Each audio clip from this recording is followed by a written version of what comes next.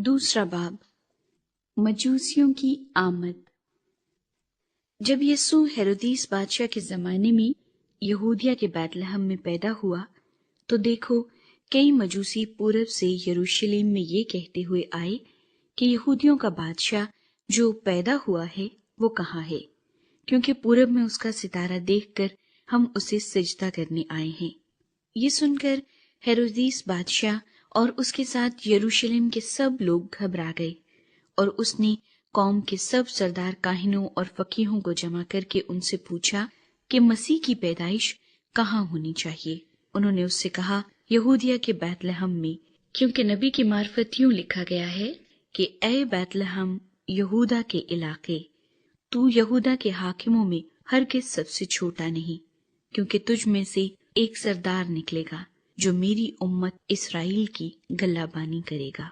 इस पर हेरोदीस ने मजूसियों को चुपके से बुलाकर उनसे तहकीक की कि वो सितारा किस वक्त दिखाई दिया था, और ये कहकर उन्हें बैतलहम को भेजा कि जाकर उस बच्चे की बाबत ठीक ठीक दरियाफ्त करो, और जब वो मिले तो मुझे खबर दो, ताकि मैं भी आकर उसे सिजदा करूं।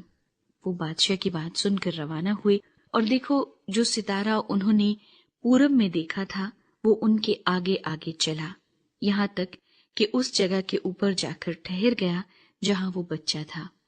वो सितारे को देखकर निहायत खुश हुए, और उस घर में पहुंचकर बच्चे को उसकी मां मरियम के पास देखा और उसके आगे गिरकर सिजदा किया, और अपने डिब्बे खोलकर सोना और लुबान और मुर उसको नजर किया, और हेरोदीस के पास फिर न जाने की हिदायत ख्वाब में पाकर दूसरी राह से अपने मुल्क को रवाना हुए। मिस्र की जानिब रवानगी। जब वो रवाना हो गए तो देखो खुदावंद के फरिश्ते ने यूसुफ को ख्वाब में दिखाई देकर कहा, उठ, बच्चे और उसकी मां को साथ लेकर मिस्र को भाग जा, और जब तक कि मैं तुझसे न कहूं वहीं रहना, क्योंकि हेरोदीस इस बच्चे को तलाश करने को है ताकि इसे हलाक करे।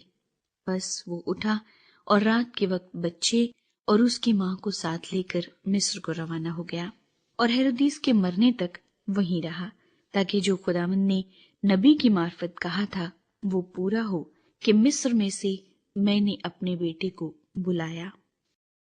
बच्चों का कत्ल। जब हेरोदीस ने देखा कि मजूसियों ने मेरे साथ हंसी की तो निहायत गुस्से हुआ, और आदमी भेजकर बैतलहम और उसकी सब सरहदों के अंदर के उन सब लड़कों को कत्ल करवा दिया जो 2-2 बरस के या इससे छोटे थे, उस वक्त के हिसाब से जो उसने मजूसियों से तहकीक की थी।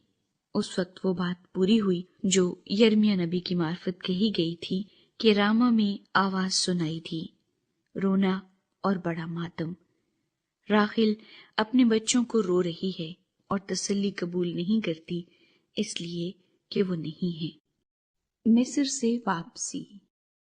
जब हेरोदिस मर गया तो देखो खुदावंद के फरिश्ते ने मिस्र में यूसुफ को ख्वाब में दिखाई देकर कहा कि उठ, इस बच्चे और इसकी मां को लेकर इसराइल के मुल्क में चला जा, क्योंकि जो बच्चे की जान के ख्वाहां थे वो मर गए।